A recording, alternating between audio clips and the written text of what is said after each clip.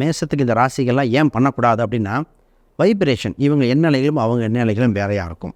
அப்போ ஒரு கருத்து வேறுபாடு இருக்கும், டிஸ்பியூட் ஏற்பட வாய்ப்புண்டு. இதுதான் ஃபஸ்ட்டு. பொதுவாக இந்த ராசிக்கு ஃபஸ்ட்டு ராசி கன்னி ராசிக்கும் இந்த ராசிக்கும் செட்டாக வாய்ப்பில்லை. கன்னி ராசிக்கும் மேச ராசிக்கும் கருத்து வேறுபாடு உண்டு. அது கிரக ரீதியாகவும் உண்டு, 6 8 வந்துடுது. இது ஃபஸ்ட்டு பார்த்திங்கன்னா நிறைய பேர் லக்னமே நான் போட மாட்டேன். 6 8 லக்னம் வந்தாலே வேறு வம்சமாக இருக்கானே, இது ரெண்டும் செட்டாக வாய்ப்பில்லை.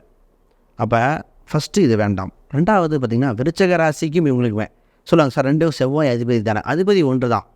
அண்ணன் தம்பி பங்காளி சண்டையில் வரதில்லை. நிறைய பங்காளி சண்டைகள் பார்த்திங்கன்னா மேச ராசிக்கு வரும். ஏன்னா அது விருச்சக ராசி சொந்த பந்தத்தில் ஏதோ ஒன்று இருக்கும். இப்போ விருச்சக ராசி அவாய்ட் பண்ணுறது ரொம்ப ரொம்ப நல்லது. இதற்கு 3வதாக பார்த்திங்கன்னா நம்ம மீன ராசி அவாய்ட் பண்ணுறது பெட்டர். மீனம் சார், குரு சார், நட்பு கிரகம் சார், உங்கள் ராசிக்கு 12 விரயமாகவே தான் இருக்கும். வெளிநாட்டில் வேலை பார்க்குறாங்க, வேறு ஸ்டேட்டில் வேலை பார்க்குறவங்களுக்கு மீனராசி போடலாம். பட் இந்த 3 ராசியை அவாய்ட் பண்ணணும். இதில் கும்பராசின்னு ஒன்று இருக்கு இல்லையா, இந்த ராசிக்கு பாதக ஸ்தானத்தில் இருக்குது. அதை கொஞ்சம் பார்த்து தான் போடணும். மற்ற அம்சங்கள் இதெல்லாம் பார்த்துட்டு பிஸ்னஸ் ரீதியாக செய்யும் தொழில் அம்சம், மற்ற கிரகம் தசாபுத்திகள் இதை பார்த்துட்டு இதை பொருத்தணும். ஆக மொத்தம் இந்த 3 ராசியை சொன்னோம்ல மெயினாக, இதெல்லாம் டெம்பரவரி பார்ட்னர் இருக்கலாம். லாங் டேர்ம் பார்ட்னர் சூட்டபிள் கிடையாது இந்த ராசிக்கு.